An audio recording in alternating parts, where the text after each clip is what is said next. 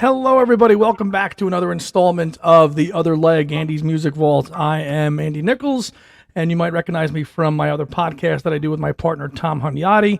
That's Two Legs, and this is my offshoot channel that I like to do for everything outside of the Beatles, which in this case today, and we've done it a few times on my channel, Bob Dylan is the focus of today's show. But I'm really happy to have some friends join me on today's show. One who's been on my channel numerous times for a two-parter and a returning guest, and that's Mr. Bob Davison. Good morning, Bob. How are you? Good, Andy. How you doing? Good. Thanks for coming back on the show today. Always good to be here. And joining him as well is two first-timers to my channel and two guys that I've heard a lot about. And well, one I know pretty good. I've hung out with him a little bit, and that's Vinny Christopher Jr. Hello, Vincent.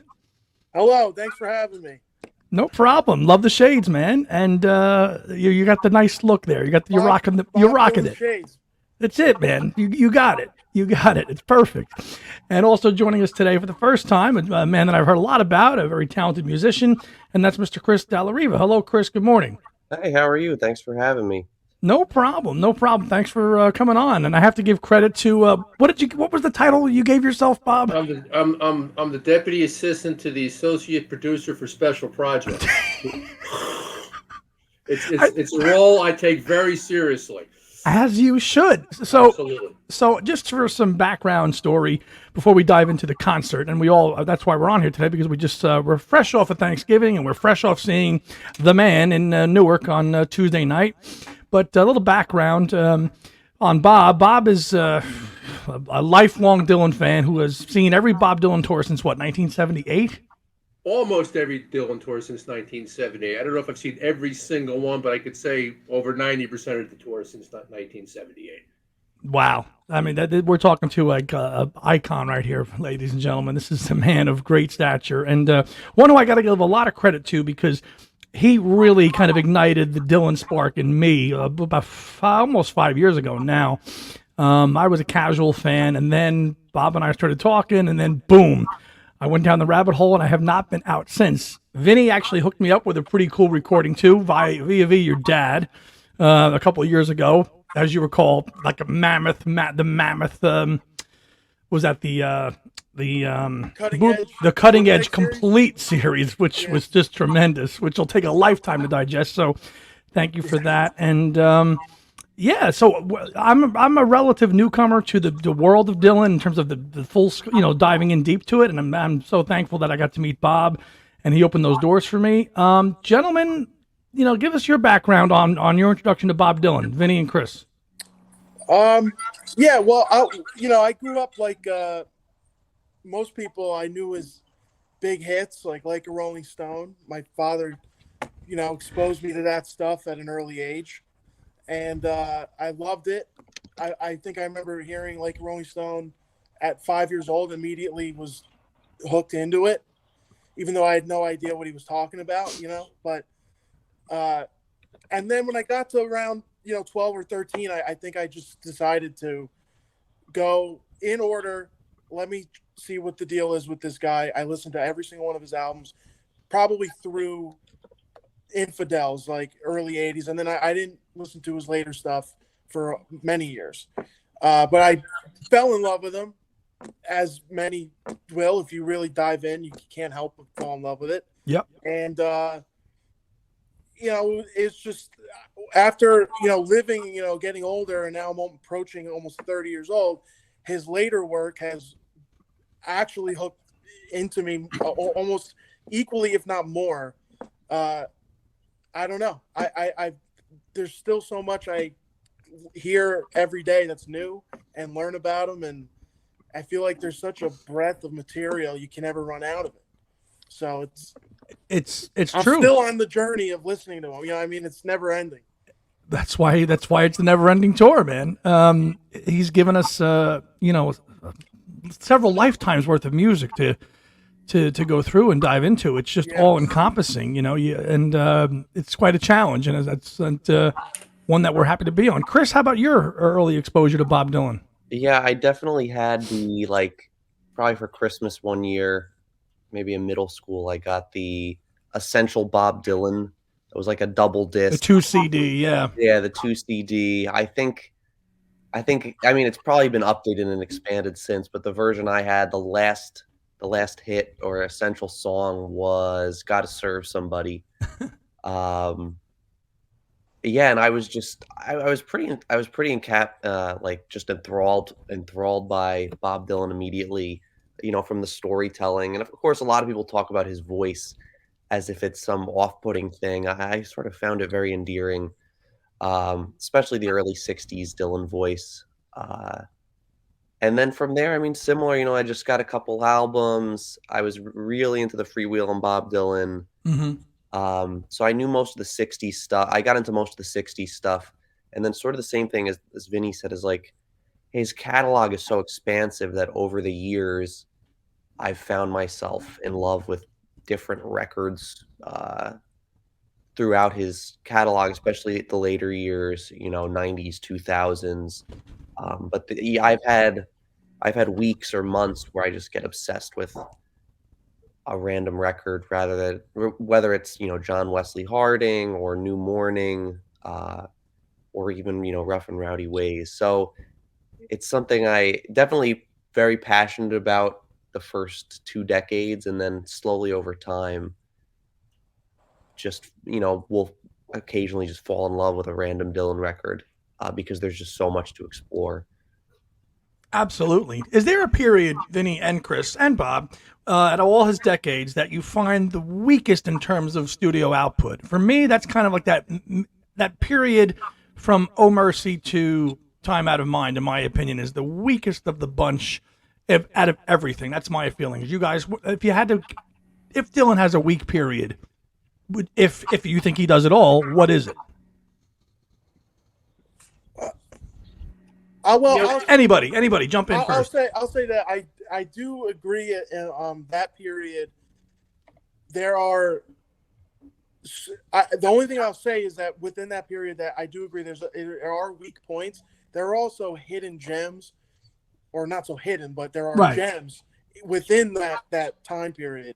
So I can't say that there's ever been a weak run from him that has lasted longer than maybe an album. And even within a weaker album, or what some would describe as weaker, there are songs in those albums that you could pull from or pull out of there that are like, because it's considered weaker, it's less listened to and less heard, and then you stumble upon something you just can't, like Oh Mercy to me has songs on there that are actually that's like Chris was saying, you getting hooked on a record. I got hooked on the Oh Mercy a few months ago, and I just couldn't get enough of it. But I can't say that I have a specific time where I think it was the weakest. It's more like maybe less consistent. There you go. Which I guess could equal weakest, but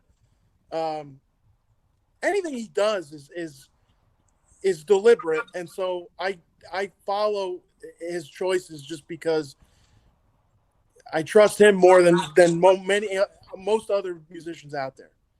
Hey, that's not wrong. Bob, your thoughts? Yeah, I think the period that Vinny's referring to, he put out gems like Silvio. So if that's weak, I'll take that every time. And I'll agree with Vin. I think some of those records were inconsistent. Sometimes I wonder how much effort he put in. But just given the genius as he is, we did get various gems through that period. And, then he rebounded with Time Out of Mind. And really, since then, it's been one classic release after the next.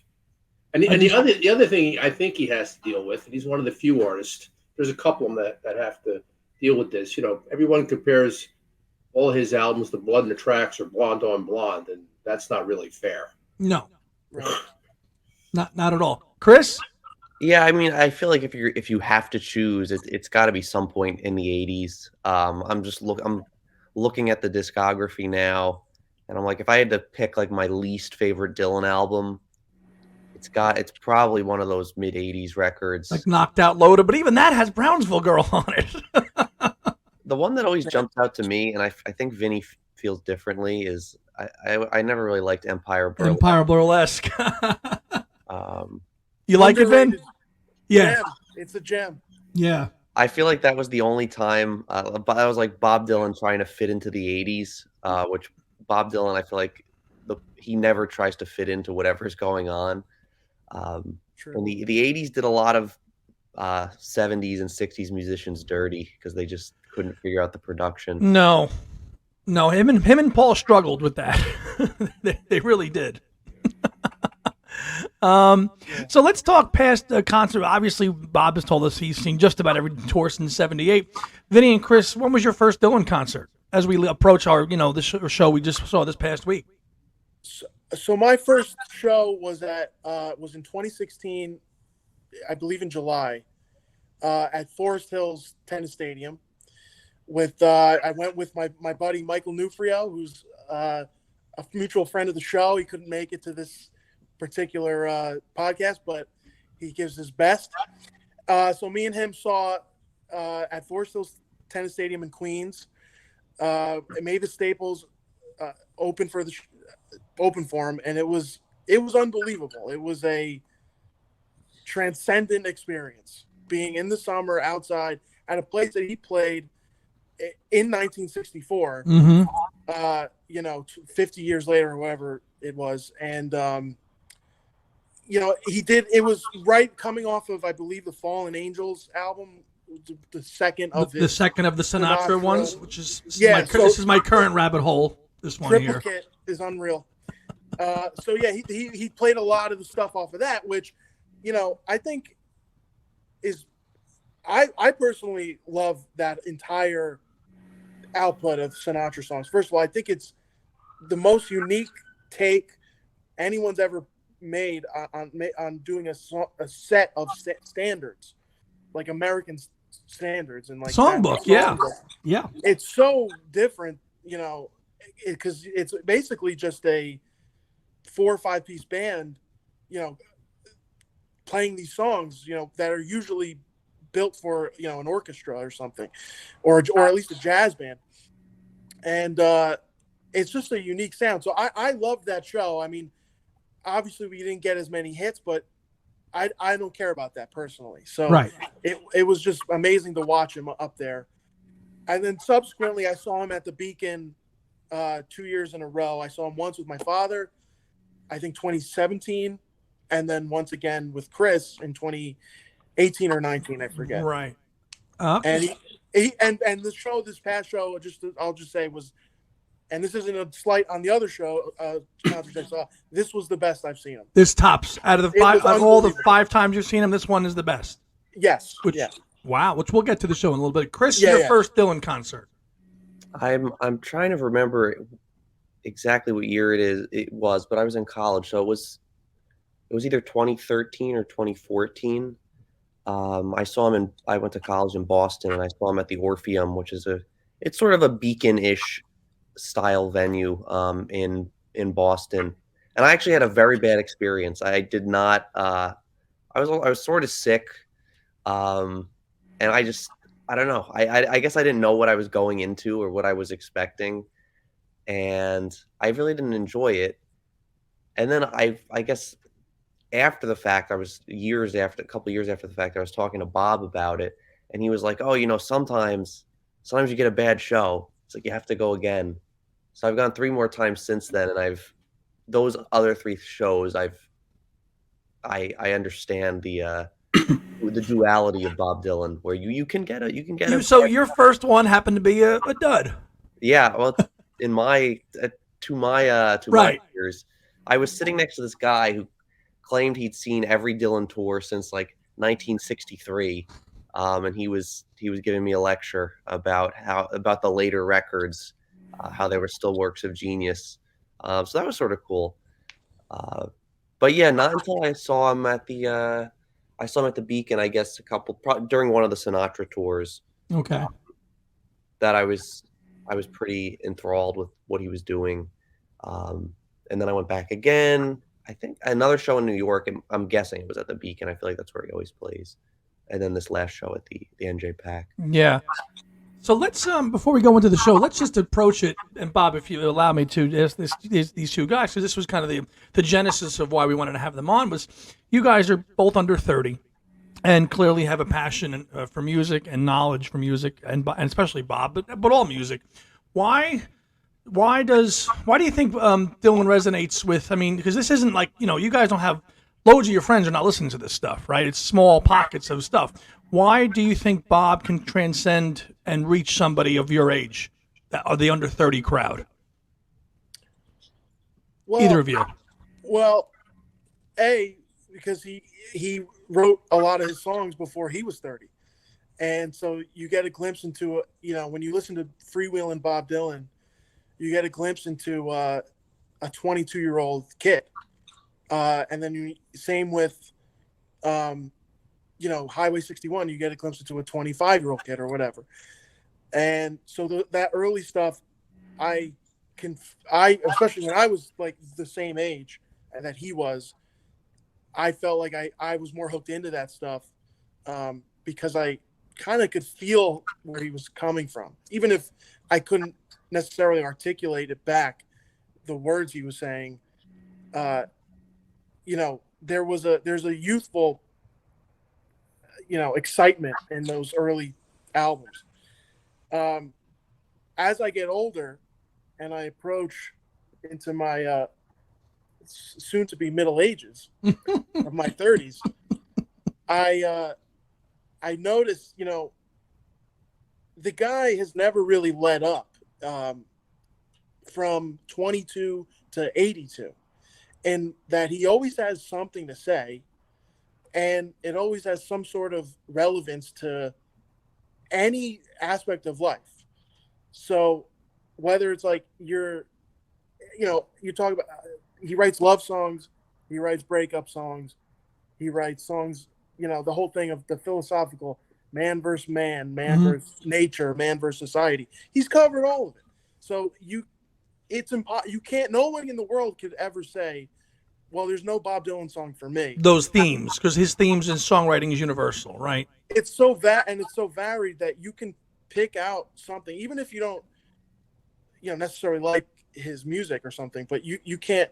He's always had an ability to stay relevant because after all these years, no matter where you're at in life, there's something he's gone through it and he's been able to write a song about it and communicate it. Chris, your thoughts? Yeah, those are great points, and I had sort of a revelation once where you realize that most people are usually drawn at first to 60s and 70s Bob Dylan, where, like you said, he's putting out such incredible music that after certain points, it's just unfair to keep comparing what he's doing now to that unstoppable run in the 60s. But I think the thing I realized was that, you go see Dylan in concert today, and he's not gonna just play all material from the 60s. He's gonna effectively just do what he wants. He plays what he wants, but he's done that throughout his whole career. And the reason that I realize a lot of people like that 60s and 70s material is because he was sort of following the beat of his own drummer. Height of psychedelic music, 1967, he puts out John Wesley Harding. Yeah. And that's what the music he's making today and throughout all the decades, he was always doing that same thing. So even if you don't immediately understand what he's after, it's the same person behind that. And that's usually why I think some of these songs or albums end up revealing themselves to you later. Is that it's the same force that was behind all the classics that people know from the 60s and 70s. And that's what sort of gets me about it, is that I know that even if I don't understand it right away, that there's probably still something there. And you will eventually. Yeah. It's still this guy who's always bucking trends. And the reason that I dislike some of his music is probably the same reason I like some of his other music, because he's just doing his own thing. And I just respect that so much. And that's really rewarding to see, to see people that are under 30 take that approach and respect it. Would you agree, Bob? Oh, yeah, absolutely. And, Vinny was talking about he was the same age as Dylan when Dylan recorded the albums. And I remember in about 1977, I was down in Beach Haven at a summer house, just listening to Blonde on Blonde again and again and again and again. And I was like too young to really understand exactly what he was singing about, but I was old enough to know I wanted in on it.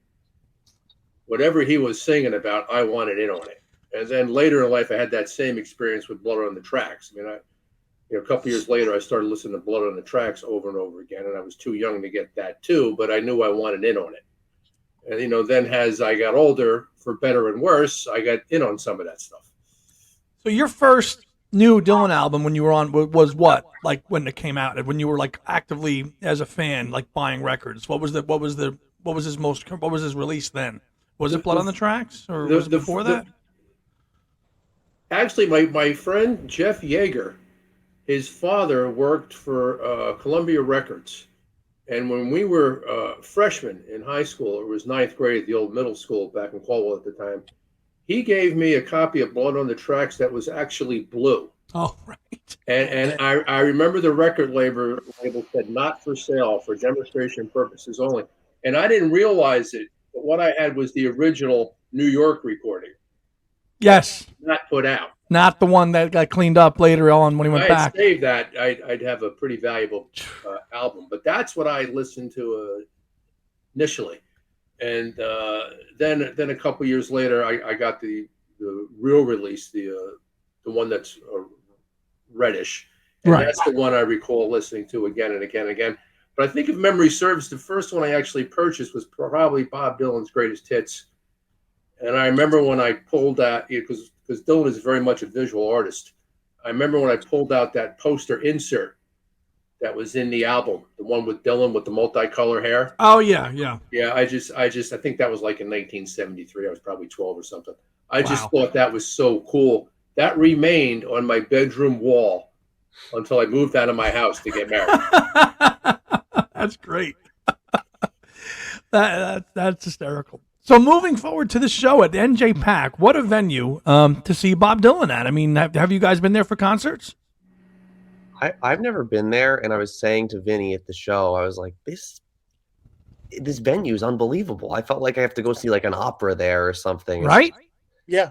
No, we were sitting up pretty high, and it's sort of steep up top, but just spectacular venue. I don't know if it's always been that nice, but it was crazy.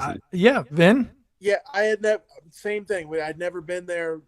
As soon as we walked, first of all, walking into the lobby and everything, like I was like, well, this is a pretty beautiful place. And then once we got into the actual theater, it's stunning. And when we were high up, but you could see, like Chris said, it's like I want to sit there and watch an opera or something as well, which it was beautiful. Yeah, I would totally go back. Not a bad seat from any view, really. Probably, definitely not. Yeah, we as high up as we were, which it was the top level. By the first 30 seconds in, you're hooked into the show, and it wasn't even a thought that, obviously being down low is probably just a different level, but it was phenomenal either way. Absolutely. And I had only ever been to the NJPAC once prior myself. I went there in April when I saw John Anderson perform there with the Band Geeks, and I had never been there, but Bob obviously, has been there probably quite a few times, right, for events? Yeah, I've been there for classical shows, plays. I think it was my fourth or fifth Dylan show there. Wow.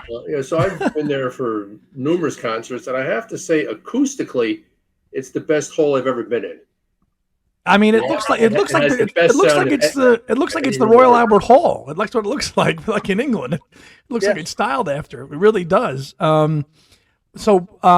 Was that the closest you've seen Bob up close in recent times? A funny story. Back in 1998, because back in the day before the internet and all this, used to get Dylan tickets by mail and things of that nature.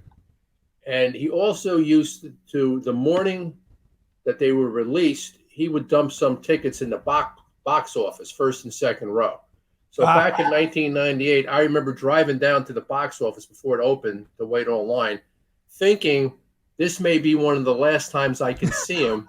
How much longer can he do this? 25 years ago. Time, I guess he was 57, 56, something like that. I thought that was old. So I'm driving down there, and I ended up in the second row for that show, and that was the Time Out of Mind tour. So that was rather extraordinary.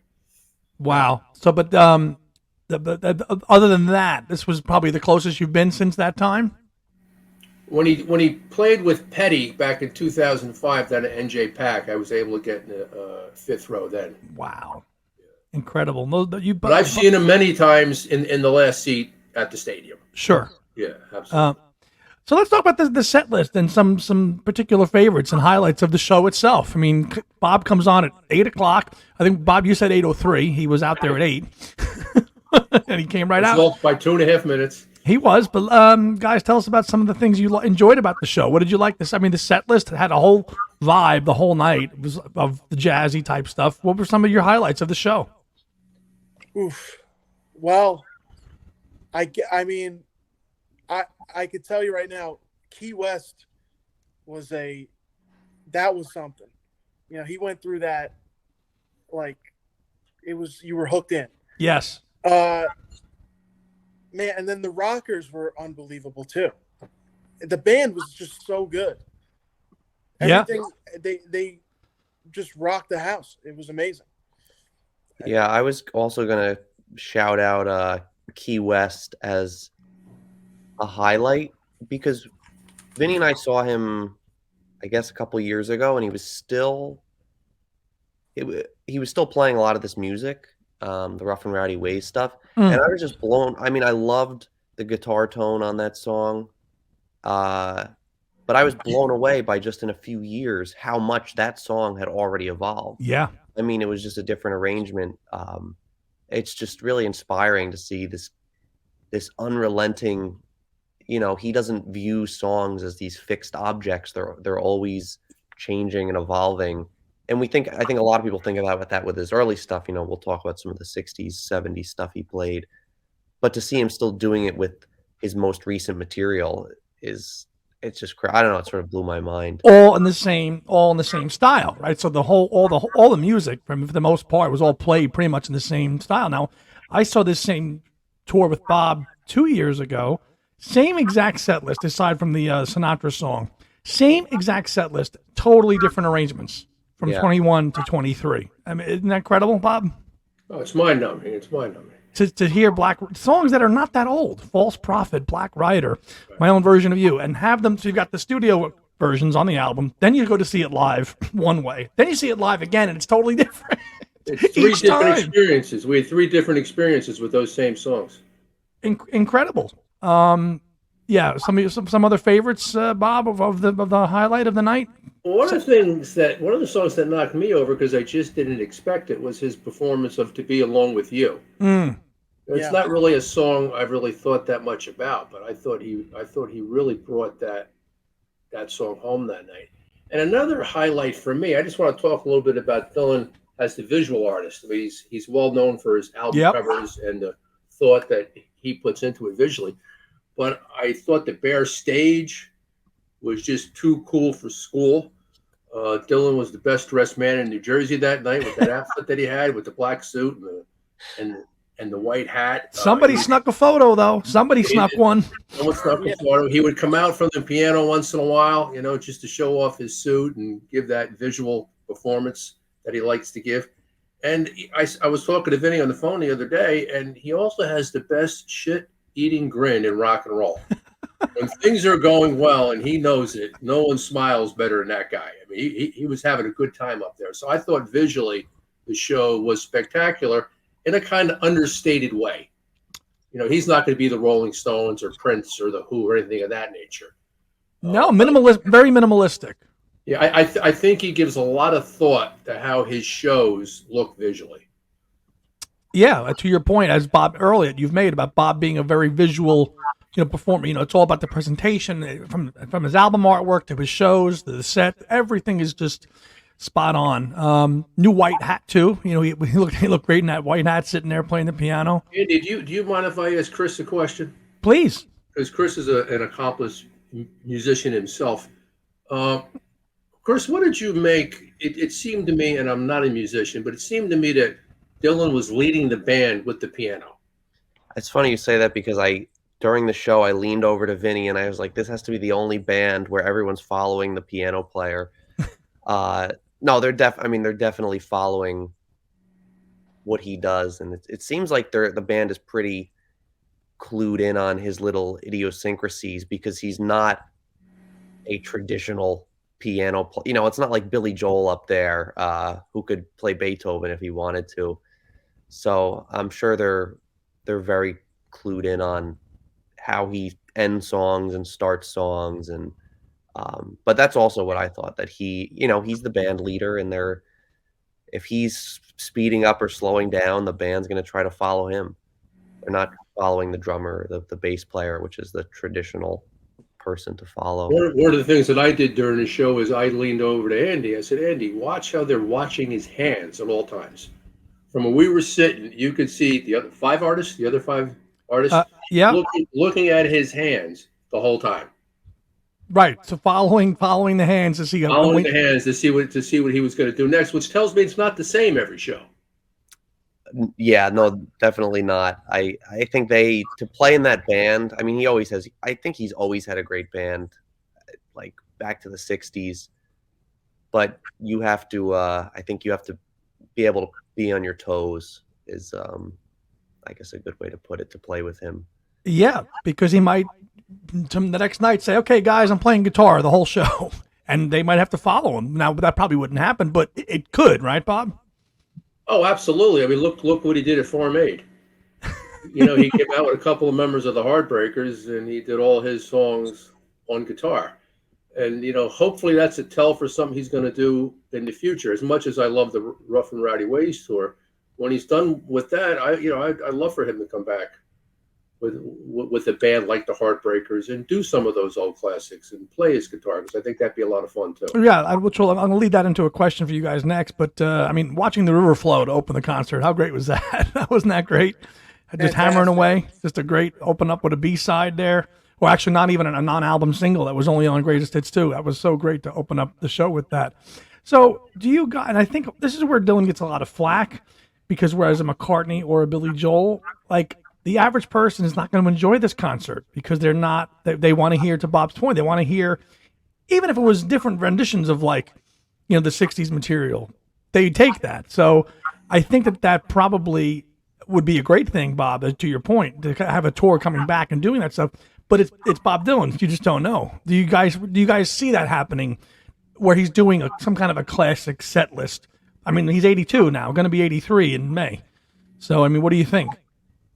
I mean, I would be totally shocked if he did that. It just doesn't seem like the Bob Dylan way. But I also would have never thought he would have put out 3 straight Sinatra cover albums. So, or a Christmas album. So, Christmas in the Heart, yeah. Right. I think no matter what, whatever decision he makes, it's not going to be, even if he does something like that, it'll be in some idiosyncratic way that will sort of, be the opposite of whatever we expected a show like that to be. Like, it's not going to be a dramatic run through my old material that Frank Sinatra would have done, in the 70s, to go through, his 40 stuff and then end it with My Way. It's not going to be like that. If he does anything like that, I could just see it being like, I'll play 4 of these songs. They'll just be instrumentals. I won't even sing, like something crazy. That's just how he is. But believe me, anything we get from him, I'd be happy. And if I could hear him play songs like, something from Blonde on Blonde, or just like Tom Thumb's Blues or things like that, I would be thrilled. Yeah, of course. Right. I mean, he did a good workout of Positively 4th Street at Farm Aid. That was a tremendous video performance of that. Did you guys see that? Sure. Yeah. Yep. That was perfect. The other thing I've noticed about Dylan, just kind of following his career, he doesn't do a lot of things by accident. I just don't think he showed up in Indiana on a Saturday night with that particular band without something in mind. To speak to Chris and Vincent's point, I wouldn't predict what that is, but I think he's got something up his sleeve. Yeah. I mean, he's 3 years post-release now of this album, and he's still touring. 90% of his set list it's the whole album except Murder Most Foul. Most artists will flog their album for a tour and then bury it and move on. He's still committed to touring this album, which I think is pretty pretty amazing and special when you think about it. It's over 3 years old now. Yeah, I mean, it's a great album. And the songs are alive. You know, he's trying to find a new way to play them every time, I think. And so in that sense, it's like it's a different album every time he plays it. So, which is all his albums really are different every time you hear it. I mean, because your experience is different as a human being, you know. So also just another highlight that was he closed with Every Grain of Sand, and he played the harmonica, and Vinny was saying to me after, he was like, you know, it's sort of like emotional to watch. You know, that's what part of what he is initially known for is that harmonica playing. He doesn't use it the whole show, and I know some shows he doesn't play it at all now. And then to close out the last song, just, you know, rips a harmonica solo. It's you could feel the place. You could feel the place full of electricity at that moment. When people stood up when he got on that harmonica, right, Bob? People just were like, they were like, "This is pretty special to see." Now he's closing out the show on harmonica with Every Grain of Sand. Like, you felt it. You just felt it. It was like if we had the opportunity to hear John Steinbeck read from Grapes of Wrath. We got to see Bob Dylan play the harmonica and an extended solo. That's pretty cool. They teased us there for a minute. I thought he was going to do an encore because the house lights were not coming up. Do you guys notice that? You guys think there was going to be an encore? We were a little. We didn't want to get up. We were like, wait, what's going on here? But again, the unexpected with this guy at all times. 17 songs. I mean, an hour and 45 minutes. You know, some band introductions after Mother of Muses, which I thought was a highlight for me. Mother of Muses was done so well. Yes.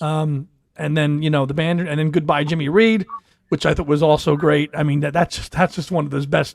That's one of the best songs on the whole album. That's a rock and roll blues classic.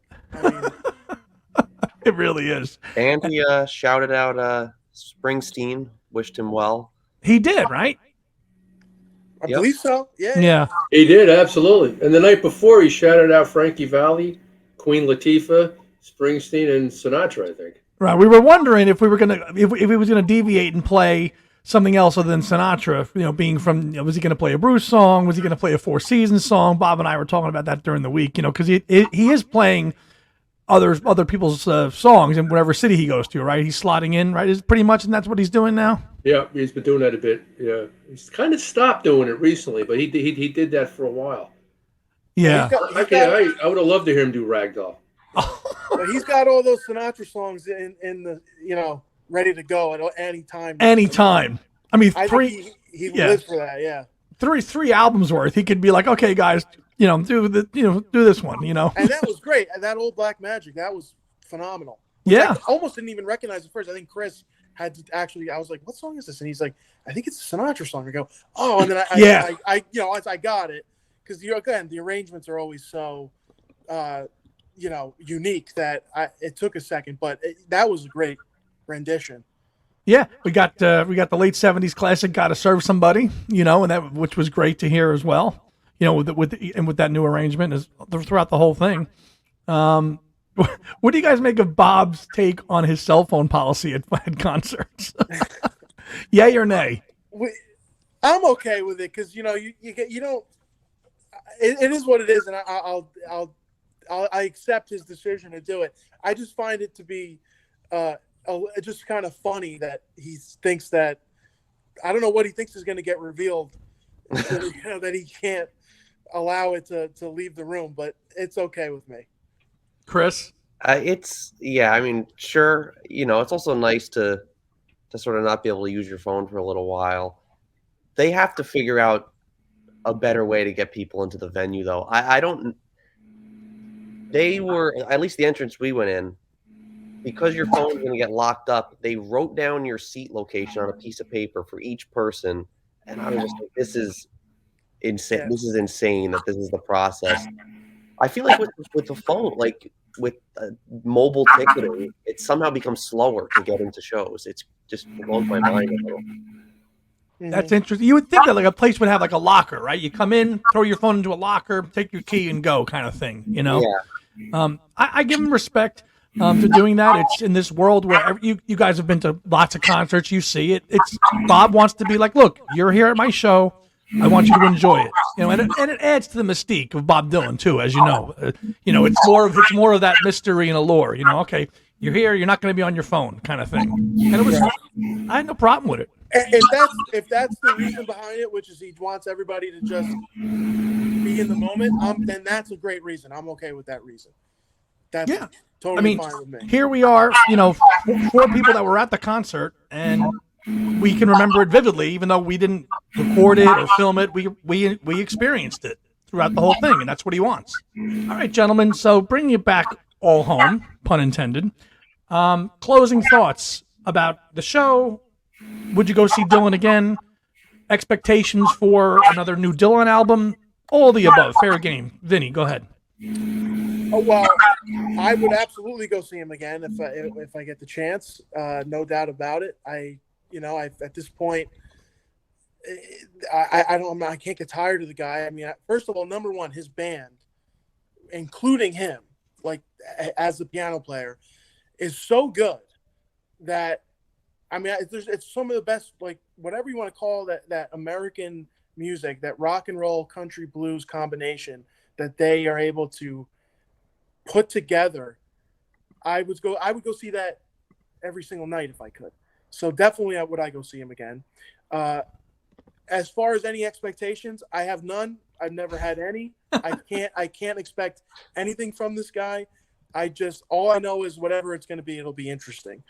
And it'll be, the thing I love about him too is that although he is very, very, he's known to be irreverent and sort of like a jester sort of figure, he really does love his fans.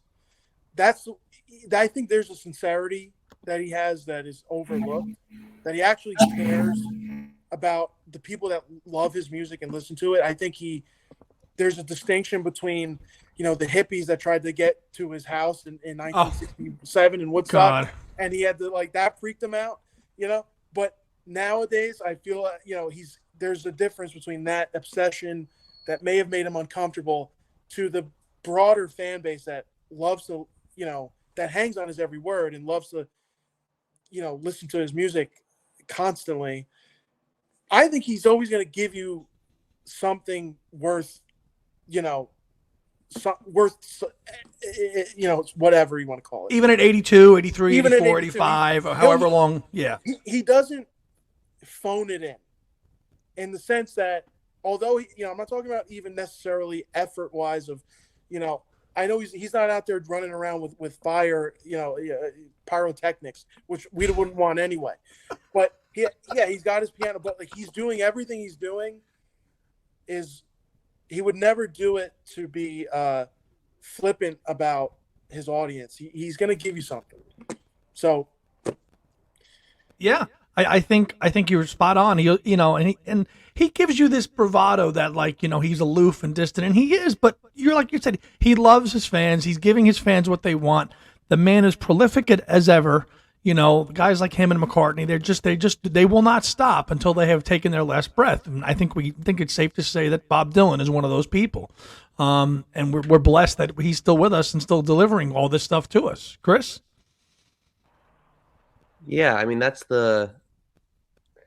we were sort of hit on this earlier, is that what's interesting about Bob Dylan is that even when he's doing things you don't like, it's always calculated, and he never mails it in.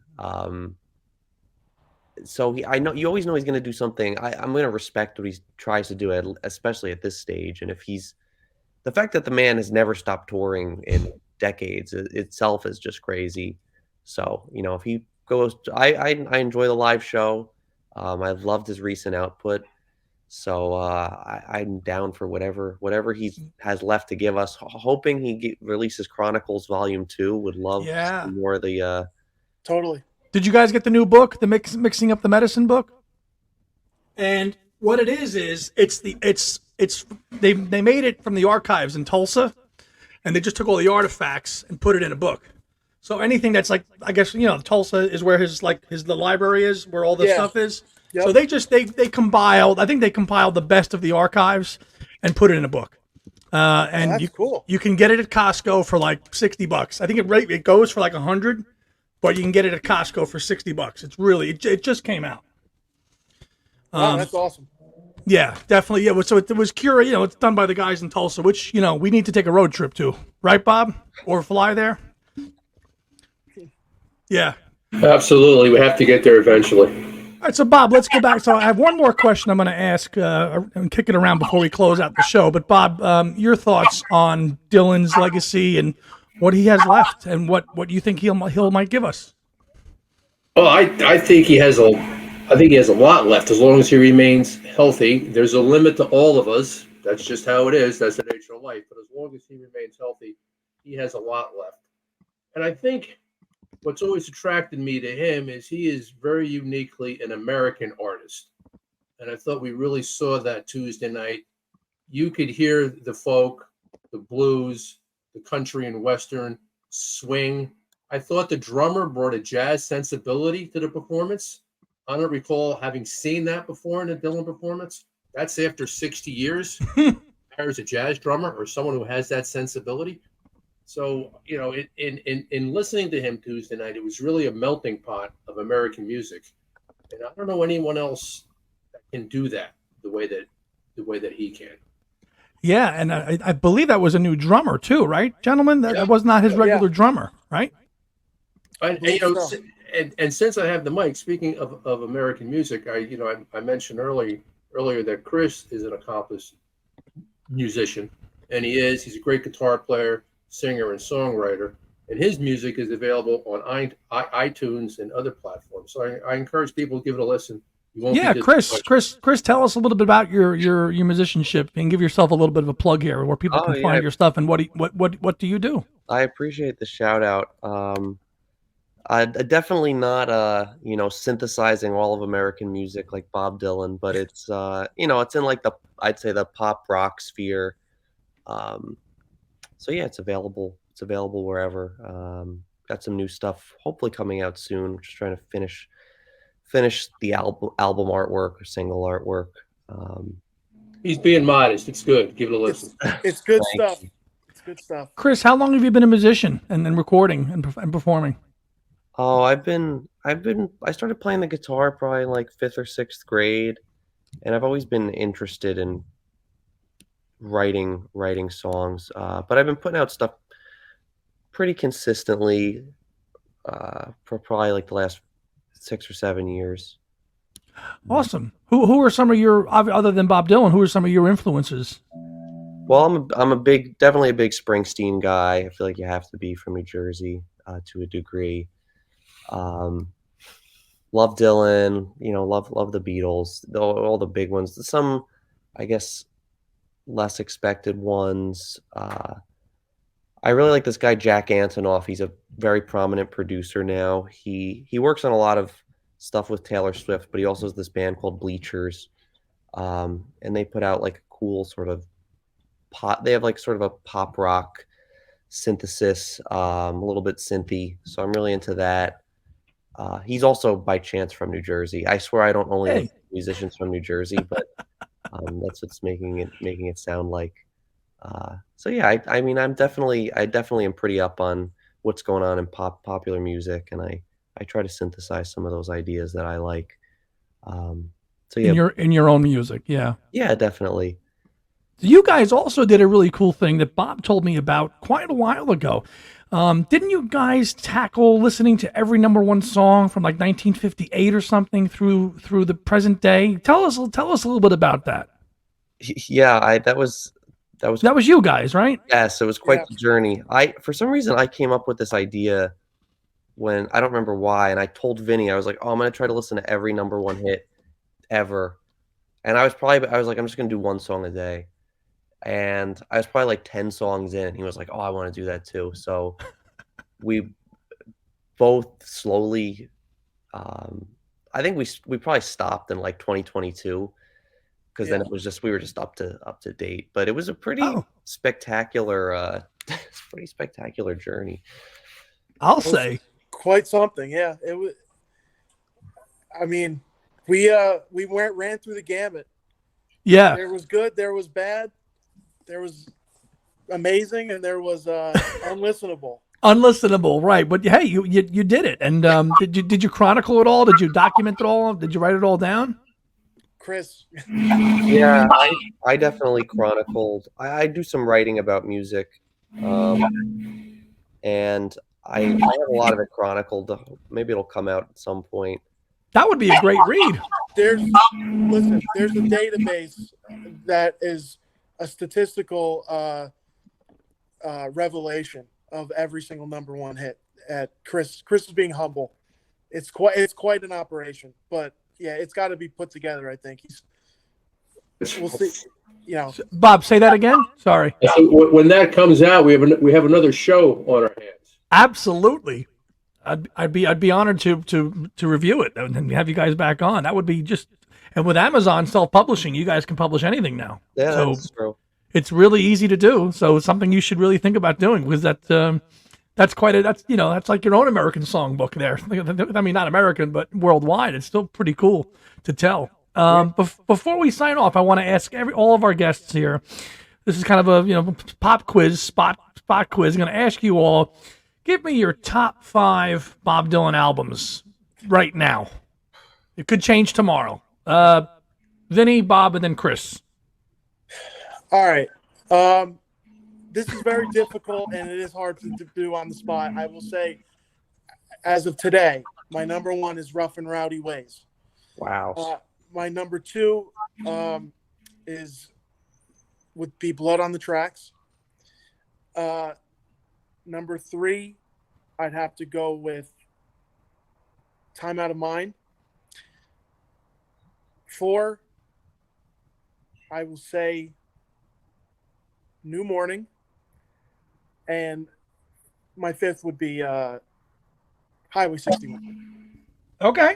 Nothing wrong with that. Bob, current 5 favorites as of today. Well, as you say, this could change tomorrow, but Blonde on Blonde is usually my favorite. That kind of remains my favorite. It gets followed by Blood in the Tracks, then Rough and Rowdy Ways, then probably John Wesley Harding. That usually stays in my top 5. There's something about that record I really, really like. Not the least of which he recorded that album without a lyric sheet, which is amazing. With the density of the lyrics. Yeah. And then probably in the 5 spot is probably Modern Times. Ooh.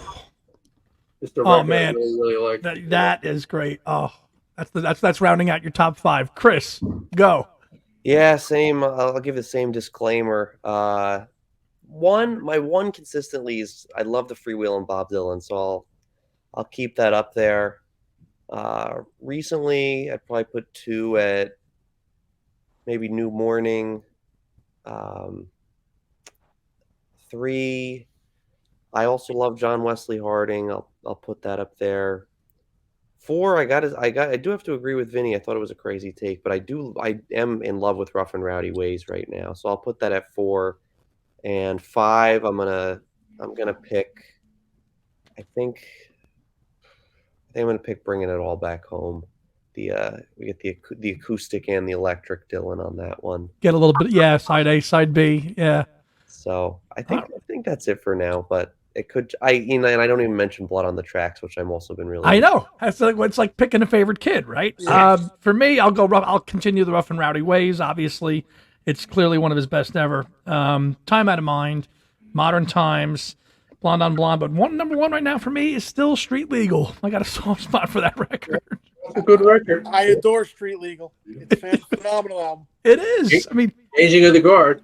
That's it. I mean, so again, never mind tomorrow, Bob. The list could change in an hour. Right. Well, I don't have it on me. I have a Street Legal hat. So I'm not wearing it. Oh, I could have brought it up. It's in my car. I forgot it, but damn! You should have worn that. Next time, I'll send it in a pic to the show. Please do.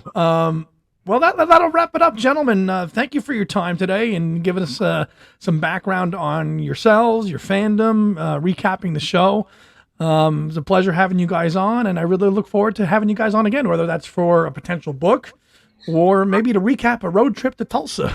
We'll see, but that's definitely going to be coming in the future. So I would, on behalf of Bob Davison, Vinny Christopher, and Chris Della Riva, I'd like to say thank you, everybody, for tuning in to this installment of Andy's Music Vault, The Other Leg. You can find us on YouTube on our other podcast, Paul McCartney and Two Legs. We have our last episode that just dropped, which was episode 229, which we recapped the Mal Evans and press launch with Ken Womack, with David Gargolino and myself. We attended events in New York and Cleveland at the Rock and Roll Hall of Fame.